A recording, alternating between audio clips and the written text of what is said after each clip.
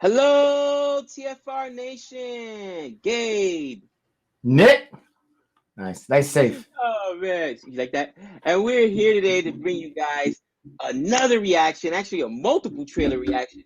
I'm so excited for this, guys. You guys see me rocking an X-Men. You see Nick rocking a Thanos over there. Guys, we are some of the biggest comic book fans you know. I mean, myself with the original comic books, you see a whole bunch behind me. Nick with more of a film fan, or what a film fan, I should say. But like we were actually recording a cricket video for our other channel, and we're still rocking because this is actually attire for me. Everyday attire. You know what I'm Yeah. saying? Yeah, I walk around with Marvel stuff and Deadpool stuff and all kinds of stuff.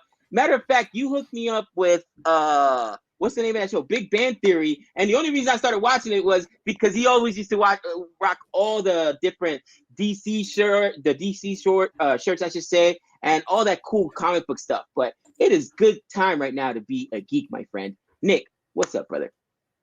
Not much.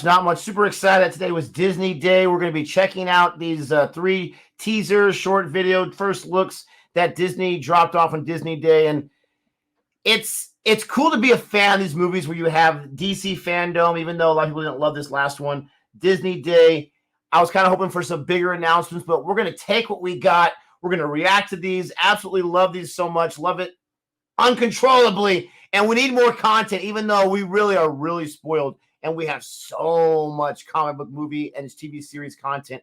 It's not even funny.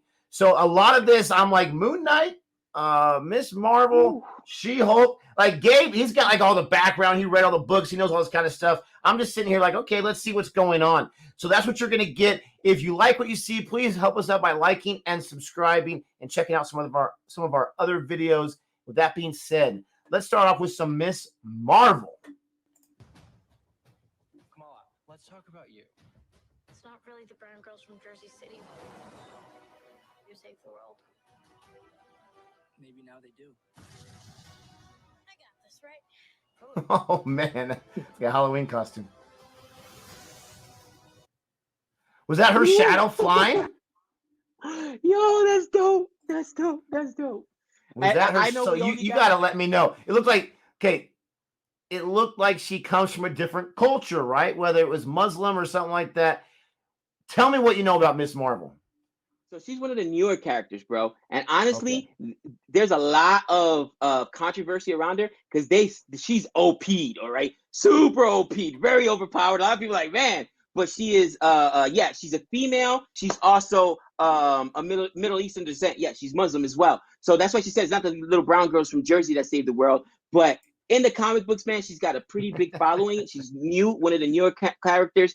And I would say she's almost not, and it's going to be blasphemous to say, but out of the big characters that are out there right now, Ironheart, right? Riri Williams. A lot of people didn't really jump on board with her.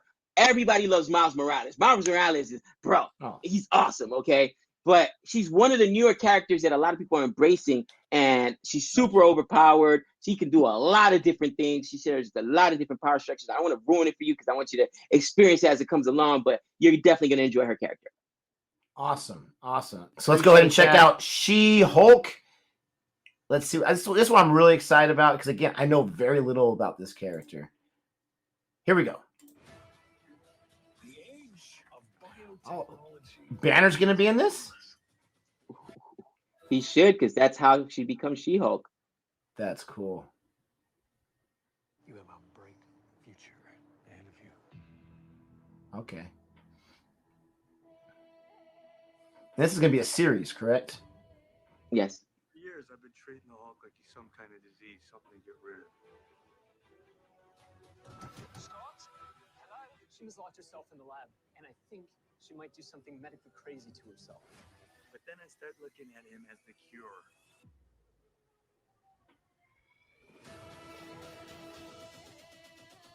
Okay, so maybe he's not in this. The age of biotechnology is upon us. Oh, Murdoch. Ooh, Charlie Cox, yes. Dude, oh my God. That just made me more excited. Oh, absolutely. Absolutely, because both of us love Daredevil. Got Charlie Cox there. Mike Murdock. We love that character, and he needs to be in the movies, Marvel, but that's okay. I understand. You don't understand what kind of character you got there, and that's okay. But at least he's in this one. Now, I jumped the gun. They were using some footage from Endgame. I'm sure since they're putting that there, this is Disney, they've got to have a Bruce Banner cameo, you would think at some point. Right. But what'd you think about that?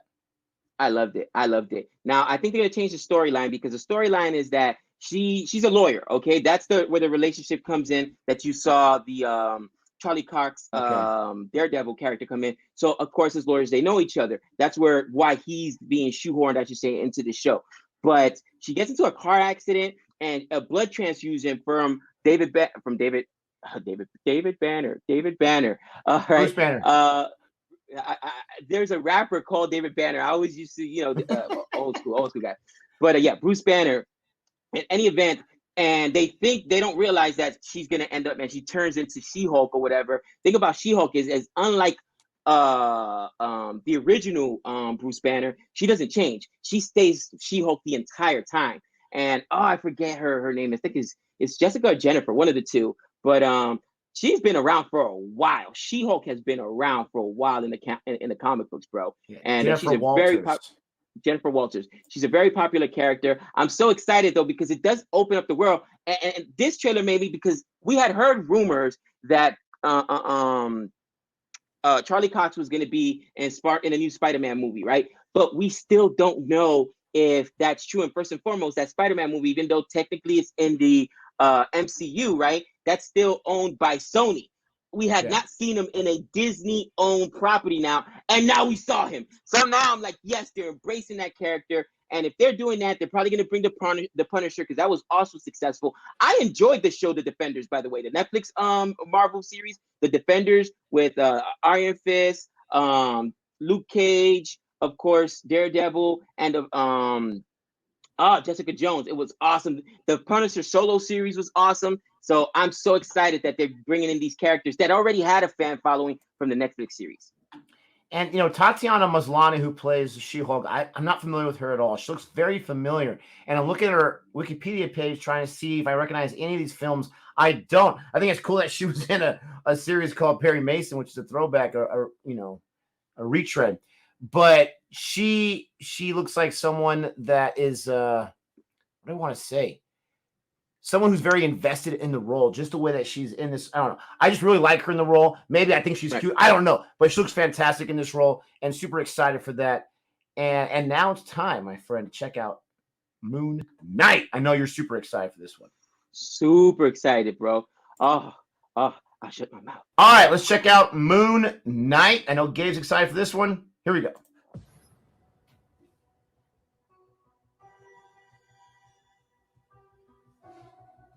Oscar Isaac. I can't believe it.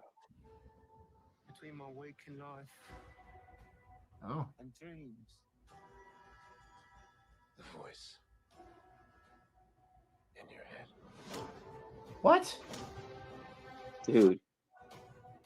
Ooh. It's like a Dr. Jekyll, Mr. Hyde thing? It devours you. Oh, okay. Like a werewolf thing. Ooh, that was a taste. Ooh. You got to fill in the gaps. Is it like a werewolf, Dr. Jekyll, Mr. Hyde type situation where he's a good guy, he does bad things, and he has to try to figure out how to control that? Or let me know what I'm wrong about. So, bro, I am so excited for Moon Knight. And actually, combined with the other trailer we just saw, that means exactly what I thought. They're opening up the Defenders. I'm more familiar with Moon Knight as part of the Defenders group, which, they have different characters in the Defenders, but usually it's the street level characters, right? The Daredevils of the world, the Luke Cages of the world, the smaller stories that they're not they're not part of the big superhero teams, like, of course, the Avengers, okay, the X-Men, of course, X-Force, all those other big Fantastic Four, but these are the street level characters. With that being said, though, he's basically a mercenary. At least that's how it doesn't look like he was a mercenary here, but in the comic books, he was a mercenary, and he somehow gets involved in like treasure hunting and stuff like that. To make a long story short, he is gonna die. He's about to die, and he's in like the deserts. I want to say like Egypt or something to that effect. and he's on the doorstep of death. It's almost like a Shazam situation. He's actually the avatar of, I think it's called Hashu or Hishi, some Egyptian god or whatnot. So that's what Khonshu actually or something gives like that. Khonshu. There you go, and that's what gives him his powers. But bro, he is a super like crazy character, and you saw that in the back when you saw him punching something like that. That's what I like. That these characters are your more down to earth, not crazy superhero power guys or whatever, super OP guys or whatnot. But you're gonna see more of that physicality come to the role. And Oscar Isaac, who's a great actor in and of itself, this just brings so much legitimacy to this role. I'm so excited for it, bro. But this means that Marvel's realized, listen, with this streaming platform that we have, it makes sense with the success that we had with Falcon and the Winter Soldier, with WandaVision, to use this to continue to have people to stay subscribed to Disney Plus, and yeah, do the bigger movies, but tell a lot of the stories on a smaller screen, especially if you need a lot of backstory to get to know these characters. And I think that, for instance, a movie like The Eternals, which is not well received, well rounded, is because they try to just fit too much in. It's got to be 2 or 3 movies or a series so that you can fit in all that information you want. And I am so glad they're taking their time, not rushing Moon Knight. It's a story that it has to be told, and the most important part of that is, even though we didn't see Charlie Cox, Daredevil, there we did see him in the She-Hulk trailer, which means that they're bringing them to Disney Plus, and they're gonna bring all those street level characters, which for me, they were some of my favorites, bro. I love me some Daredevil. I got Daredevil in the background right now. Where is he? On the other side. Daredevil in the background. He's one of my favorite characters, bro. This is how much I like Daredevil. I watched, Nick, that garbage Ben Affleck movie probably 50 times because it was How one of dare the. you? How dare I you? know. But bro, I couldn't. No, I It mean, was how like, dare you call it garbage? It was, listen, the time it came out, what you just said, there was very few. There was X-Men, there was Spider-Man, right? There was very few than the DC ones of the 80s and the 70s. There wasn't a lot.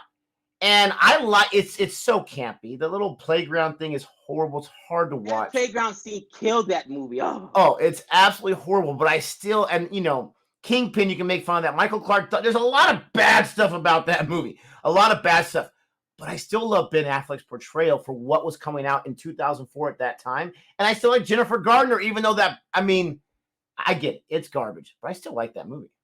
oh, dude. I just thought to myself, what director, what producer sat there in the storyboard and said, "Oh yeah, this campy playground scene. This is smart." And not just that, No. but even the technical component of it. How is the shot with? You can't see the strings, but it's just so obvious the way they're moving. Anyway, so bad, so bad. Yeah. And But for me, it's amazing that they had chemistry to fall in love and get married after that, because I didn't see any chemistry in that scene. But we digress. wow, the drive. We digress. How do you feel? Do you think that this is, bodes well for Disney Plus after the little bit of a hit they've taken with, of course, the underperformance of Black Widow and the underperformance of the Eternals? I think this is what I think. I love their attempt. I love that they're putting time into these different characters. I love that they're not just like riding out these characters that they finished off in Endgame and whatnot. But I do think that the MCU, we're going to find out who the true fans are, is what I'm trying to say. Because everyone likes to ride the horse when it's winning. Everyone likes to be on that bandwagon and love. It's always funny. Whenever there's a team that wins the Super Bowl, I see all the jerseys the next day. Like, I didn't know you own that jersey, for crying out loud. Right. We're going to find out who the true fans are, like myself and like you. We are true fans of films, comic book films, regular films. So we're going to be there for the MCU no matter what. But for all the viral jumping on the bandwagon, I think that's going to go down a little bit, because you had that magic core of Avengers that you just contract-wise, age-wise, whatever, you're not going to be able to sustain that forever. So I like that they're building, that they're not giving up, that they're not, let's, get Robert Downey Jr. $500 million. We need him in the role right now. Not trying to retcon stuff.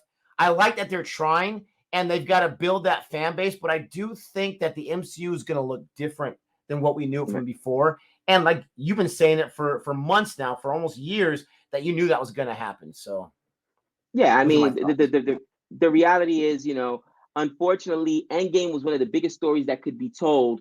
And to try to top that, it's going to be hard. So, and we've seen what's happened. But I think that they're doing the right thing by building up some of these smaller characters and then eventually putting them on a big screen and taking their time, not just trying to rush through it. I know Secret Invasion is on the horizon. I'm excited for Secret Invasion, and I'm telling you, their next big venture has to be the X-Men, bro. Oh. I know that they also dropped I think it was on Disney Plus. They had that series, by the way. All the X-Men Yes. cartoons on there, Yes. guys. Check it out. The original. It was one of the best cartoons, by the way, of the late '90s. But they've got a reboot coming out. I think it's called X-Men '97. It's going to be an animated series. But when they take those characters and then go ahead and put them on the live screen, way better than it was done before, bro. The X-Men have by far the most compelling characters, bro. And they've got to do like they did the first 23 or 24 films of the MCU. They've got to layer it out. They've got to stretch it out. Don't do the WCW move and put Goldberg and Hulk on Monday Nitro and not build it up. What's wrong with you, you morons? You got to be able to build it up. And I'm just saying right now, Disney, I already got the idea for you. You probably already have it recorded. But all I'm saying, that track from the X-Men animated series, you remix that. You add a little more modern tone. I'm telling you, that would be a sick theme song for the X-Men. You heard it here first, ladies and gentlemen. Ooh, I love it. I love it. Well, guys, those are our thoughts. Please let us know in the comments. Please like, share, and subscribe. Let us know what you're excited for in Disney Plus. Let us know if you agree with our perspective. And Nick, final words. Until next time. We know all things.